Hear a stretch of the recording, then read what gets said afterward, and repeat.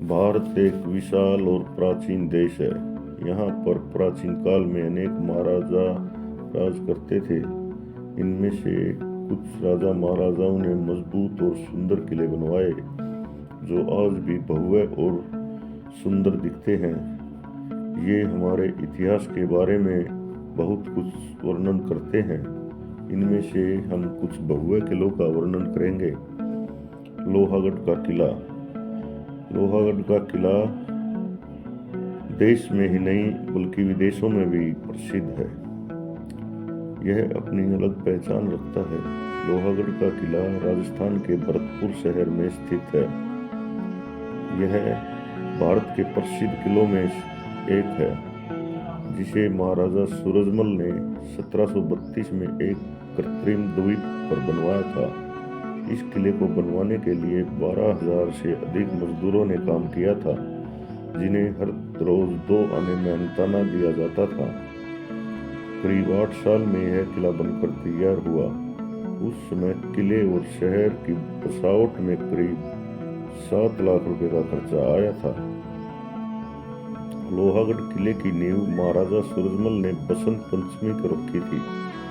इस किले को अजय दुर्ग अथवा मिट्टी का दुर्ग कहा जाता है, क्योंकि इसे कोई नहीं जीत पाया। इस किले की घेराबंदी ब्रिटिश काल में कई बार हुई थी, लेकिन वे इसे जीत नहीं पाए थे। दुश्मनों द्वारा जो भी तोप के गोले दीवार तोड़ने के लिए छोड़े जाते थे, वे दीवार में धंस जाते थे, जिनके निशान आज भी दिखते हैं। इस किले के चारों ओर गहरी और चौड़ी खाई थी, जिसमें पानी भरा रहता था और उसमें मगरमच्छ रहते थे। मकड़ई का किला हरदा जिला मुख्यालय के पास स्थित है। यहाँ सबसे आकर्षित पर्यटक स्थल के रूप में माना जाता है। मकड़ई एक छोटा सा गांव है, जहाँ स्थित ऊंची चोटी पर यह प्राचीन किला बना हुआ है। यह किला अवैध दे रहा है, क्योंकि यह सबसे सुरक्षित है।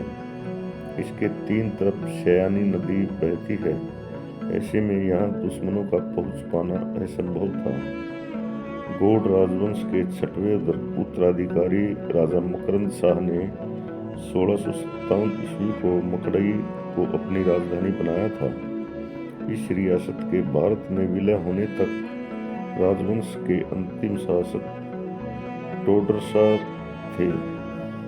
बड़ी संख्या में पर्यटक सैर सपाटे के लिए यहाँ आते हैं। पर्यटन विभाग भी इस किले को सहेजने में लगा हुआ है। ये थे हमारे कुछ मजबूत और प्राचीन किले। आशा है इनका वर्णन आपको पसंद आया होगा। धन्यवाद।